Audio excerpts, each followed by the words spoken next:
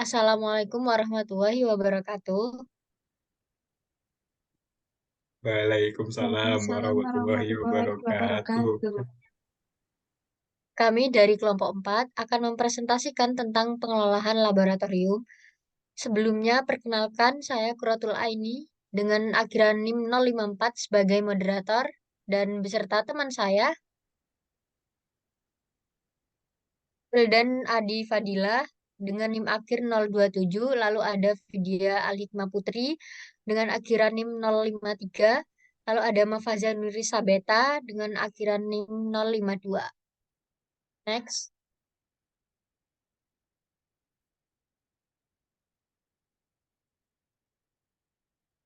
Subbab yang akan kami bahas yang pertama ada fasilitas laboratorium, yang kedua ada alat-alat laboratorium, lalu ada pengelolaan laboratorium, yang terakhir ada kegiatan laboratorium. Next.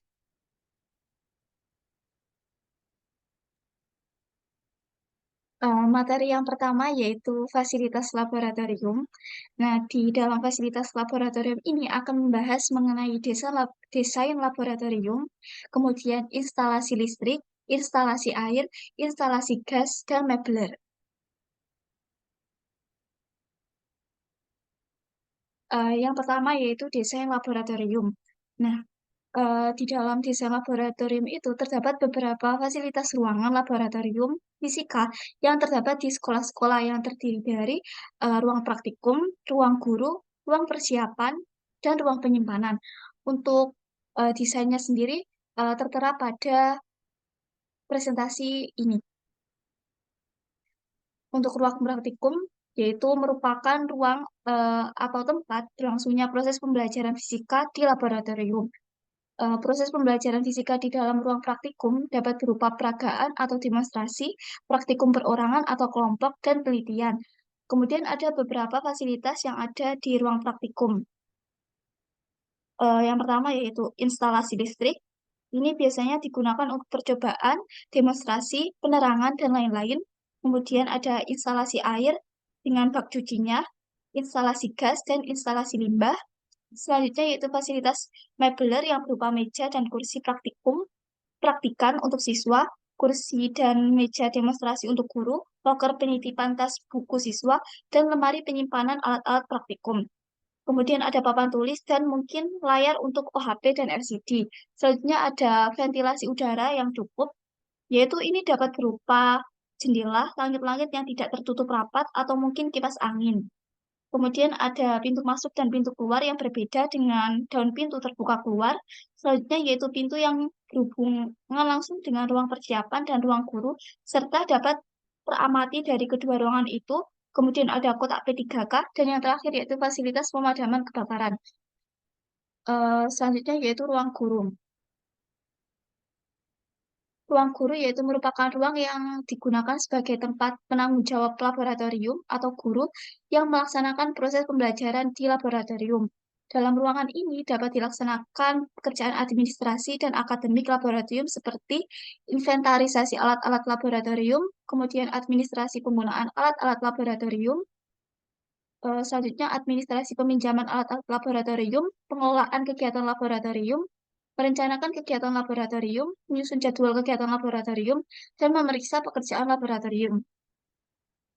Kemudian ada ruang persiapan. Nah, ruang persiapan ini adalah ruang yang disediakan untuk melakukan perawatan dan persiapan alat-alat laboratorium. Ruang persiapan dan ruang praktikum sebaiknya disekat dengan dinding berkaca bening atau ram kawat, sehingga dari dalam ruang ini itu guru atau laboran itu dapat melihat kegiatan yang terjadi di dalam ruang praktikum. Di dalam ruang ini itu dapat dilaksanakan kegiatan pemeliharaan dan perawatan alat-alat laboratorium seperti memeriksa jumlah kelengkapan alat, memeriksa keadaan, memperbaiki, membersihkan, mengkalibrasi ulang, pemeliharaan dan perawatan, setting, dan uji coba. Kemudian ada ruang penyimpanan. Ruang penyimpanan di laboratorium itu disebut juga dengan disebut juga sebagai gudang laboratorium, yaitu di dalamnya itu eh, dis- yaitu disediakan khusus untuk penyimpanan alat-alat yang sedang tidak digunakan. Nah, ruang penyimpanan eh, ini itu terdapat di dalam laboratorium di sebelah dalam ruang persiapan, kemudian memiliki satu pintu masuk dan keluar melalui ruang persiapan, instalasi listrik dan ventilasi udara yang baik, dan memiliki fasilitas mebler.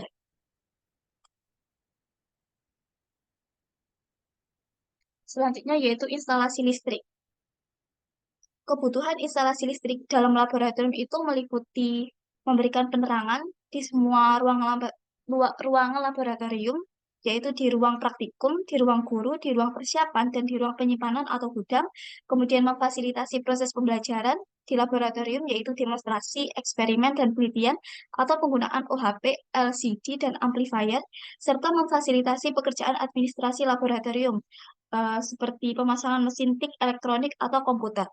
Kemudian komponen instalasi listrik laboratorium itu dapat terdiri dari jaringan kabel, sikring, lampu, saklar, dan stop kontak. Lebih baik lagi kalau dilengkapi dengan stabilizer. Kemudian jaringan instalasi listrik di laboratorium itu dapat dipasang pada langit-langit ruangan, dinding ruangan, lantai, meja praktikum, meja demonstrasi, dan meja persiapan.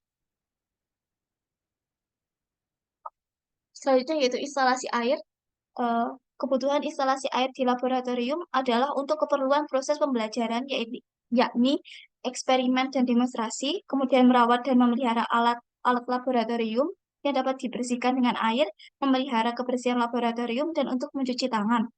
Selanjutnya yaitu komponen instalasi air, yaitu terdiri dari saluran air bersih dari sumbernya ke dalam laboratorium, saluran air buangan atau limbah, dan bak cuci lengkap dengan keran airnya.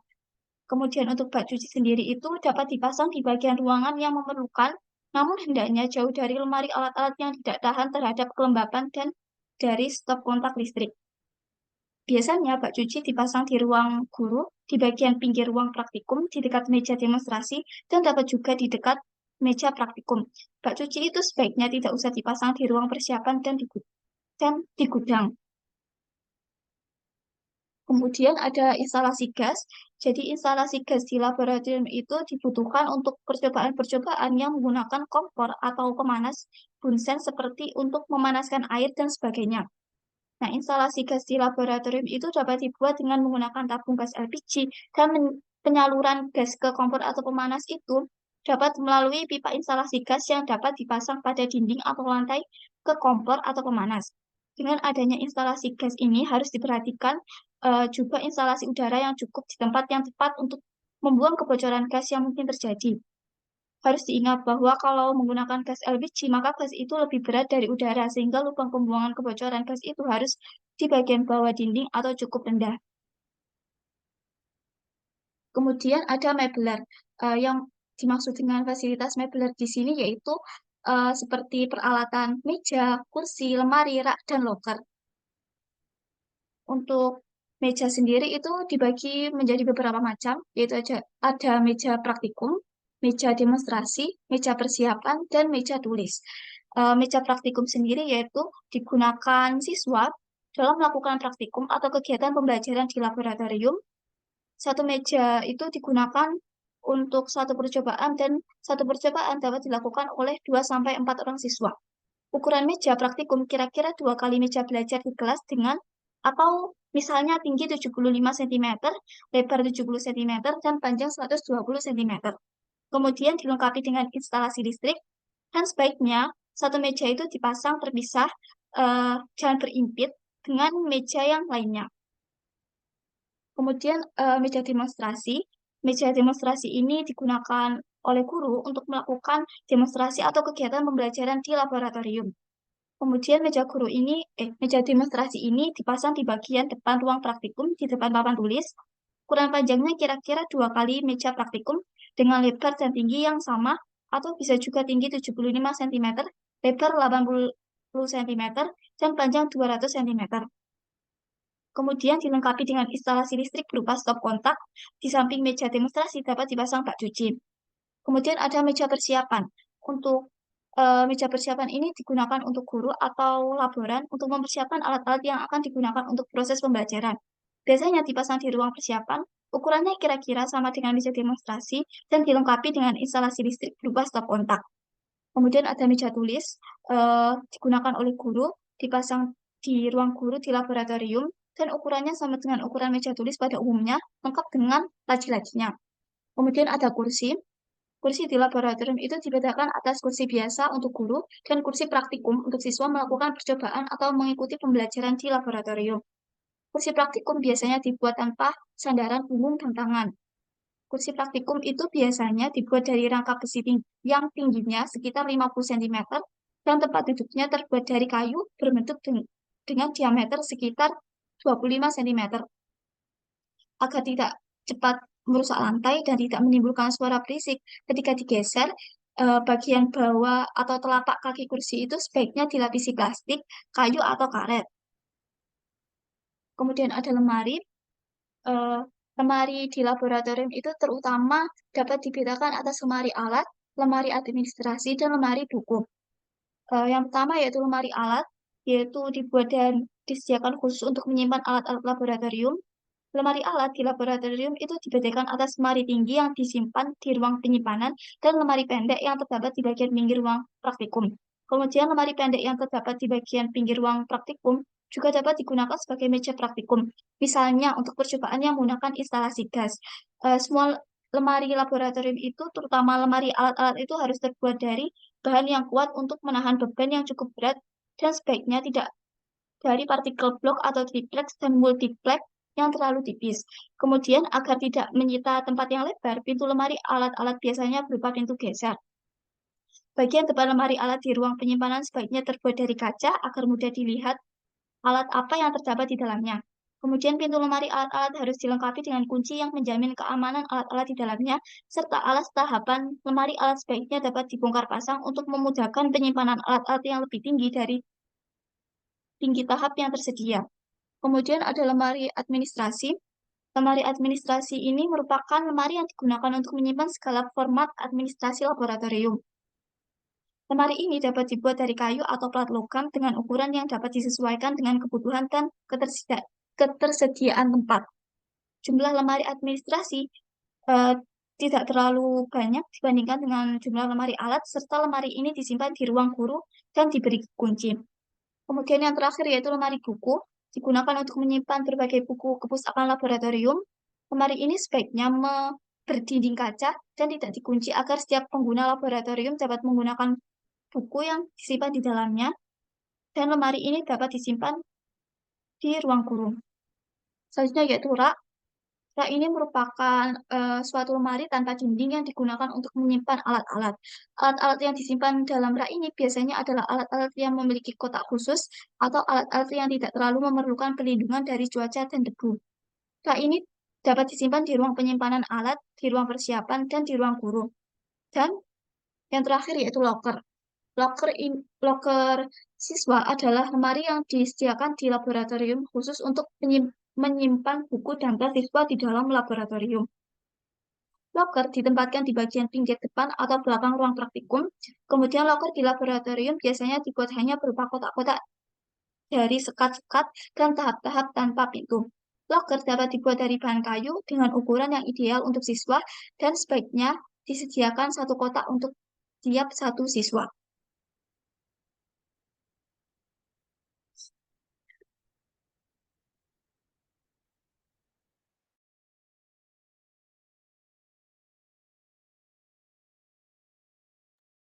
Lalu selanjutnya ada alat-alat laboratorium yang akan dijelaskan oleh saya sendiri.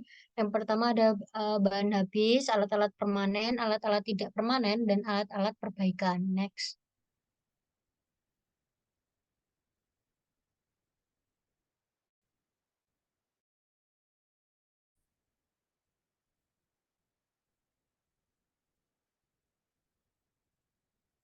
Kriteria klasifikasi alat-alat laboratorium. Yang pertama ada bahan pembuatan. Berdasarkan kriteria ini, alat-alat laboratorium dikelompokkan berdasarkan bahan utama pembuatannya. Misalnya ada kayu, plastik, logam, kaca, dan lain sebagainya. Lalu ada massa, yaitu dikelompokkan berdasarkan berat. Alat-alat ini dikelompokkan berdasarkan bobot dan masanya, apakah alat-alat itu ringan atau berat. Lalu ada bentuk dan volume, lalu ada pabrik pembuatan, lalu ada letak dan cara penyimpanan, usia pakai, konsep fisika. Nah, pada konsep fisika ini kriteria alat-alat laboratorium ini dikelompokkan berdasarkan konsep atau materi fisika yang berkaitan dengan eh, yang nantinya akan dipraktikumkan, seperti itu. Misalnya alat-alat mekanika, alat-alat listrik magnet, alat-alat optik, dan sebagainya.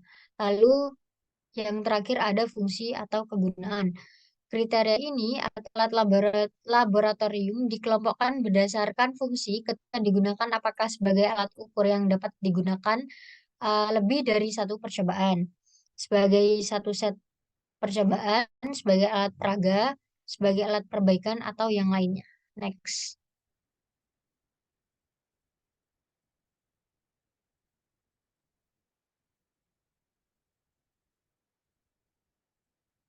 Lalu ada bahan habis. Bahan habis ini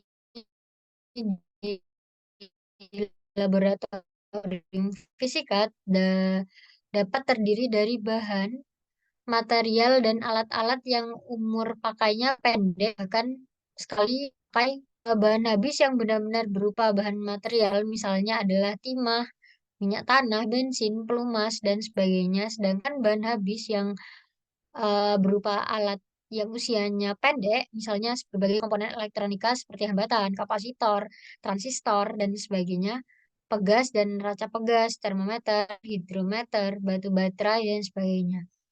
Hal-hal yang harus diperhatikan berkaitan dengan bahan habis antara lain, yang pertama itu ada pemilihan alat-alat yang harus dimasukkan ke dalam kelompok bahan habis. Lalu ada pemberian label nama, lalu ada eh, pencatatan, print, cara menggunakan yang tepat dan aman. Lalu ada penyimpanan yang sesuai dengan karakteristik alat. Lalu ada eh, batas waktu pemakaian atau kadaluarsanya, expired ya. Lalu ada penggan, pengganda, penggadaan yang sesuai dengan kebutuhan. Jangan sampai berlebihan sehingga sisa menjadi lewat batas waktu pemakaian atau kadaluarsa. Yang terakhir, termasuk ke dalam bahan habis adalah bahan-bahan padat, cair, gas, pembersih seperti sabun, pembersih lantai, cairan khusus, pembersih lensa, lap, tisu, dan sebagainya. Next.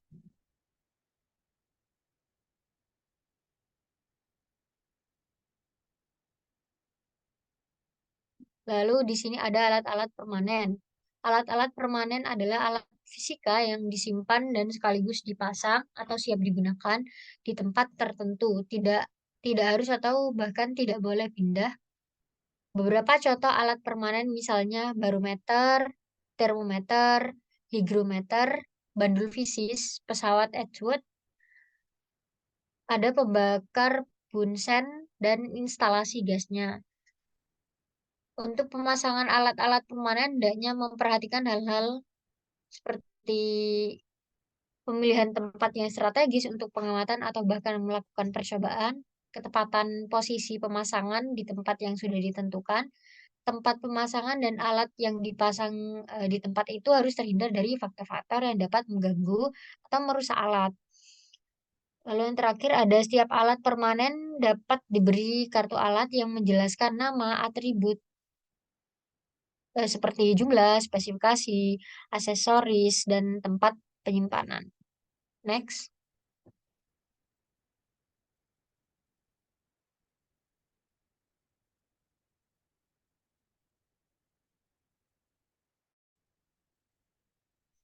Lalu ada alat tidak permanen.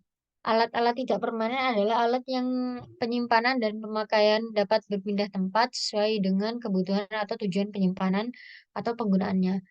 Alat-alat tidak permanen dapat berupa alat ukur yang dapat disetting dalam lebih dari satu macam percobaan, aksesoris yang dapat digunakan pada lebih dari satu alat yang lain, aksesoris khusus untuk satu alat tertentu, satu set percobaan yang tidak dapat dipisah-pisahkan lagi komponen-komponennya, satu set peraga tidak dapat dipisah-pisahkan lagi komponen-komponennya.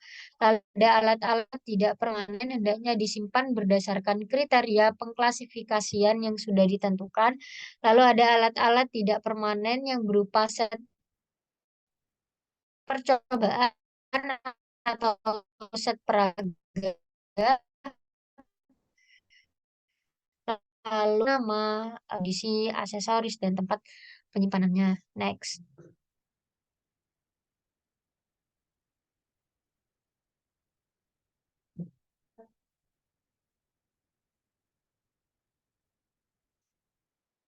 Eh, yang terakhir ada alat-alat perbaikan. Nah, alat perbaikan adalah alat-alat yang digunakan untuk memperbaiki atau bahkan membuat alat laboratorium. Yang pertama, alat perbaikan mutlak harus ada di laboratorium. Lalu alat-alat perbaikan inventarisir,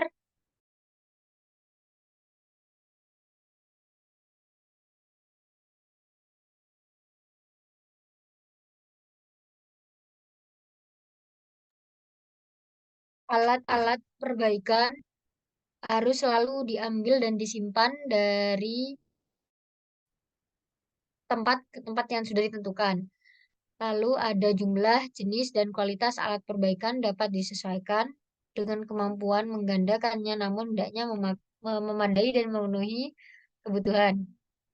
Lalu eh, alat-alat perbaikan harus terpelihara dan terawat.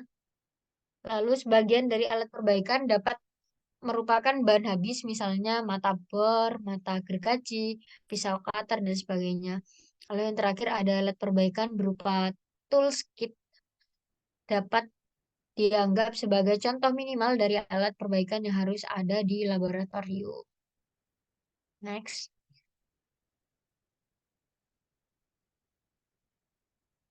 Selanjutnya, Baik, selanjutnya ada pengelolaan laboratorium, di mana di sini terdiri dari 6 subbab, yaitu ada organisasi laboratorium, inventarisasi alat dan fasilitas laboratorium, administrasi penggunaan laboratorium dan alat-alat laboratorium, administrasi peminjaman alat-alat laboratorium, administrasi pemeliharaan dan perawatan alat-alat laboratorium, serta keselamatan kerja. Next.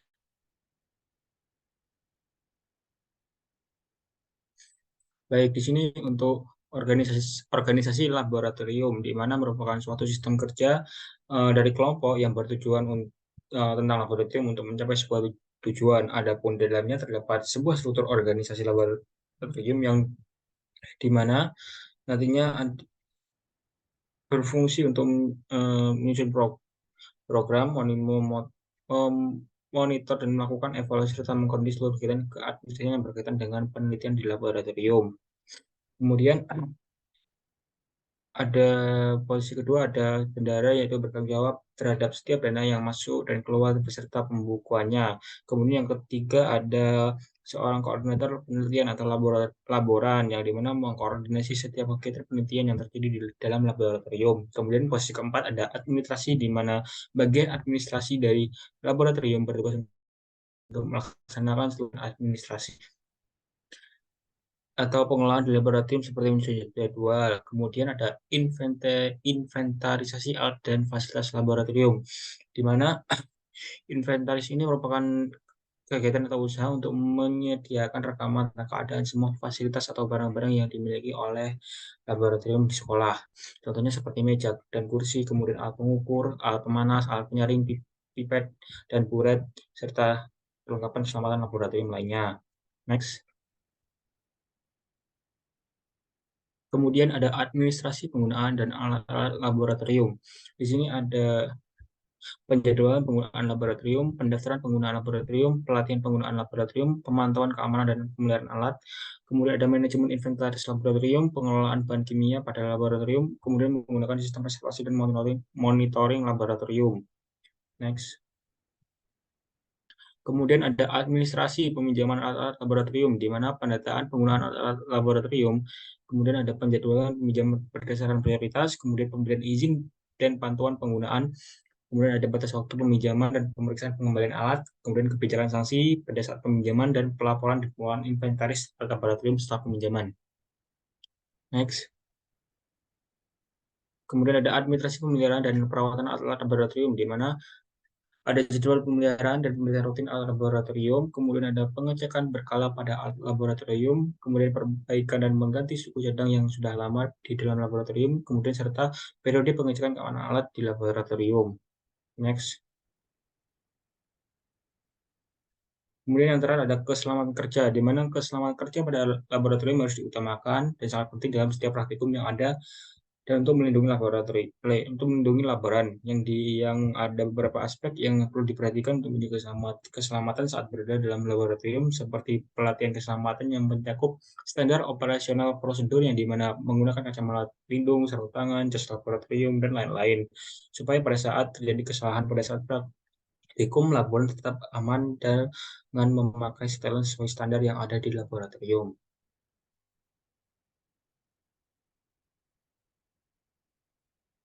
Oke, untuk materi yang terakhir ada kegiatan laboratorium.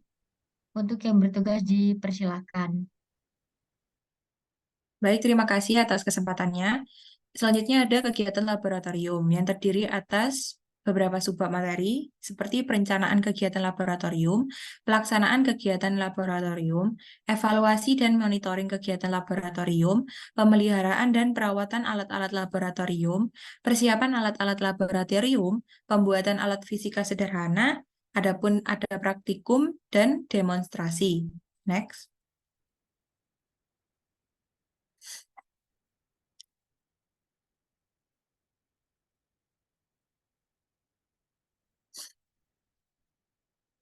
Selanjutnya ada perencanaan kegiatan laboratorium yang terdiri atas perencanaan pengadaan peralatan laboratorium, perencanaan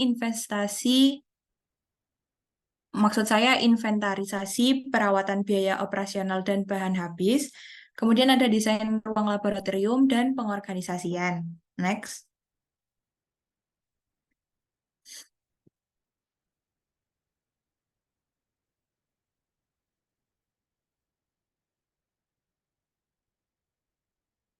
Perencanaan pengadaan peralatan laboratorium terdiri dari peralatan umum dan peralatan khusus. Peralatan umum terdiri dari perkakas seperti obeng, tang, pisau, catut, palu, gunting, pemotong kaya, dan pelubang gabus. Ada instrumen seperti basic meter, stopwatch, jangka sorong, neraca, dan meteran. Ada alat gelas seperti tabung reaksi dan gelas kimia. Ada bagan seperti penampang melintang batan dan daun. Kemudian ada model seperti model atom, model mesin uap, model tata surya, dan model ginjal. Peralatan khusus seperti mikroskop, komparator lingkungan, osiloskop, audio generator, neraca, slinky, dan lain-lain.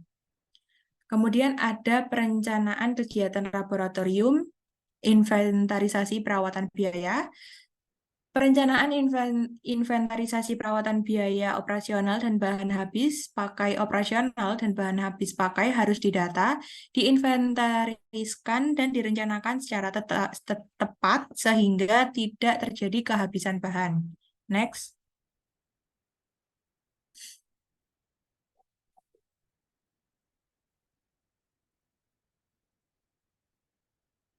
Adapun perencanaan kegiatan laboratorium terdiri dari desain laboratorium, di mana pada Menteri Pendidikan Nasional nomor 24 tahun 2007, yaitu rasio minimal ruangan laboratorium IPA seluas 2,4 meter kuadrat per peserta didik untuk rombongan belajar kurang dari 20 orang. Luas minimum ruang laboratorium sebesar 48 meter kuadrat, termasuk luas ruang penyimpanan dan luas 18 dan persiapan seluas 18 meter kuadrat. Lebar minimum ruang laboratorium IPA seluas 5 meter kuadrat. Adapun desainnya dapat dilihat pada gambar yang disediakan. Kemudian ada pengorganisasian. Pengorganisasian ini dilakukan untuk menghimpun dan menyusun semua sumber daya manusia, di mana paling tertinggi adalah kepala sekolah, kemudian ada kepala tata usaha, disusun dengan urutan setara guru IPA, dan koordinator pengelolaan laboratorium IPA. Kemudian pada bagian selanjutnya ada teknisi laboratorium dan laboran. Next.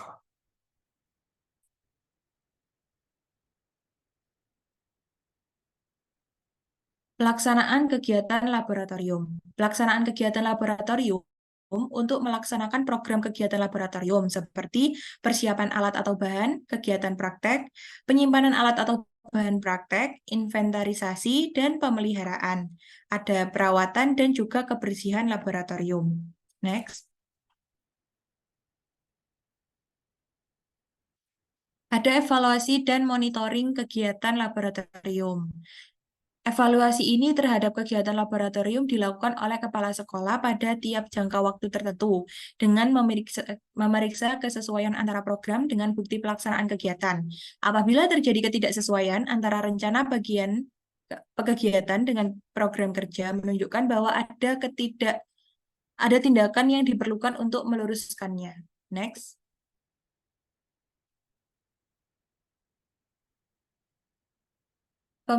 Pemeliharaan dan perawatan alat-alat laboratorium. Cara penyimpanan alat dan bahan dapat berdasarkan jenis alat, pokok bahasan, golongan percobaan, dan bahan pembuatan alat. Pengelompokan alat-alat fisika berdasarkan pokok bahasannya seperti gaya dan usaha. Mekanika, panas bunyi gelombang, optik, magnet, listrik, ilmu, dan alat reparasi. Pengelompokan alat-alat biologi menurut golongan percobaannya seperti anatomi, fisiologi, ekologi, dan morfologi. Kemudian ada pengelompokan alat-alat kimia berdasarkan bahan pembuatan. Alat tersebut seperti logam, kaca, porselen, plastik, dan karet.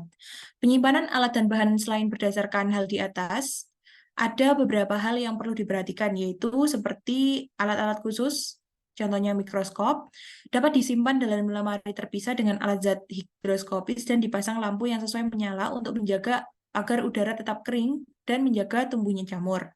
Alat berbentuk set, penyimpanannya harus dalam bentuk set yang tidak terpasang. Ada alat yang harus disimpan berdiri, misalnya hygrometer, neraca lengan, beaker gelas. Ada alat yang memiliki bobot relatif berat, disimpan pada tempat yang tingginya tidak melebihi tinggi bahu. Kemudian ada penyimpanan zat kimia harus diberi label dengan jelas dan disusun menurut abjad. Adapun zat kimia beracun harus disimpan dalam lemari terpisah dan terkunci. Zat kimia yang mudah menguap harus disimpan di ruangan terpisah dengan ventilasi yang baik. Next.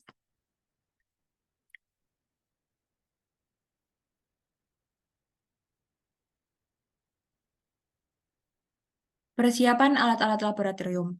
Cara memperlakukan alat dan bahan di laboratorium IPA secara tepat dapat menentukan keberhasilan dan kelancaran kegiatan, seperti beberapa cara di bawah ini, yaitu membawa alat sesuai petunjuk penggunaan, kemudian menggunakan alat sesuai petunjuk penggunaan, menjaga kebersihan alat, dan menyimpan alat.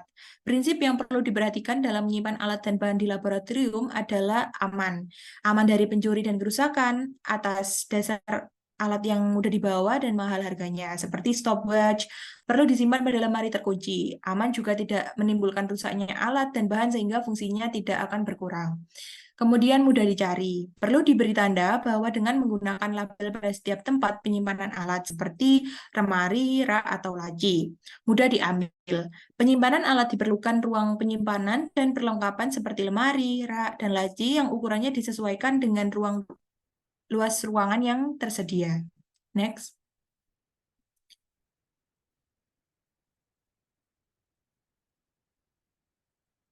Adapun kriteria pembuatan dan pengembangan fisika sederhana. Contohnya kita ambil dari kriteria pembuatan dan penggunaan AAP IPA. Hal yang penting diperhatikan meliputi bahan mudah diperoleh atau memanfaatkan limbah dan dibeli dengan harga relatif murah. Kemudian mudah dalam merencanakan dan pembuatannya, mudah dalam perakitannya atau tidak memerlukan keterampilan khusus dan mudah dioperasikan. Kemudian dapat memperjelas atau menunjukkan konsep dengan lebih baik, dapat meningkatkan motivasi siswa, akurasi cukup dapat diandalkan, tidak berbahaya ketika digunakan, desainnya menarik, daya tahan alat cukup baik atau lama akan dipakainya, kemudian ada inovasi dan kreativitas, dan bernilai kependidikan. Adapun langkah pengelolaan apps IPA sederhana meliputi perencanaan, pembuatan, evaluasi, dan penyelidikan. Kemudian pembuatan alat fisika sederhana. Prinsip pengembangan AAP IPA ini meliputi perencanaan dan pembuatan alat peraga, alat praktik, atau alat pendukung pembelajaran IPA yang merupakan maksud saya bentuk pandangan alat dan prototype. Ada dibagi menjadi dua, yaitu padanan alat dan prototype. Padanan alat adalah alat yang dibuat dengan mengacu pada contoh alat yang sudah ada, seperti alat praktek, alat peraga, dan alat pendukung di laboratorium IPA, misalnya bel listrik sederhana atau cakram Newton. Sedangkan prototype merupakan pengembangan dari alat yang sudah ada, pernah ada yang membuat namun kemudian dimodifikasi, misalnya slide proyektor.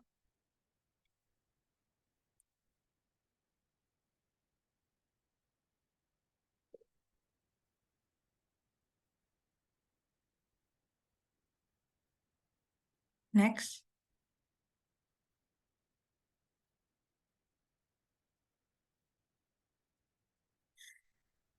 Praktikum. Kerja praktek di laboratorium.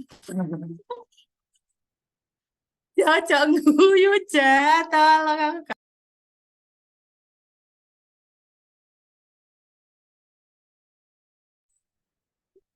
Gagal.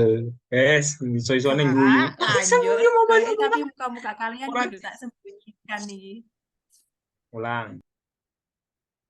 Sing praktikum aja, sing praktikum.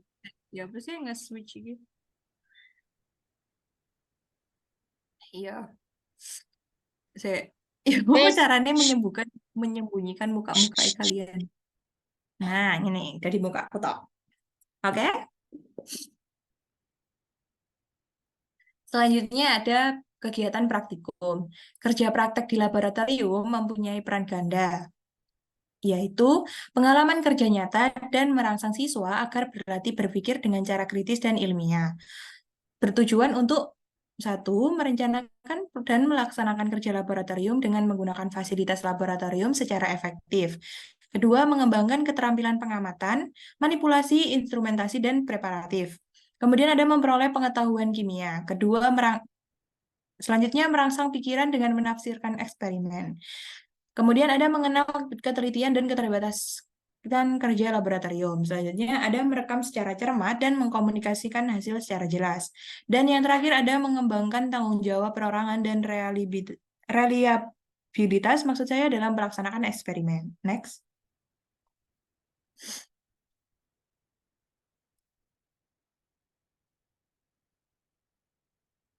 Dan yang terakhir ada kegiatan demonstrasi.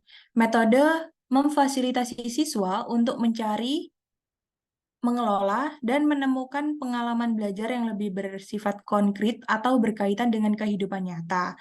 Mempertunjukkan kepada siswa tentang suatu proses atau suatu benda tertentu, baik sebenarnya atau hanya sekedar tiruan. Next.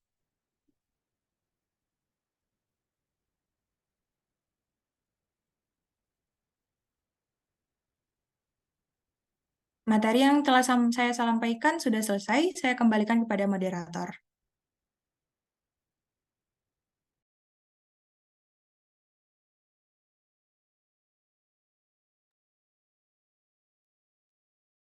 terima kasih teman-teman.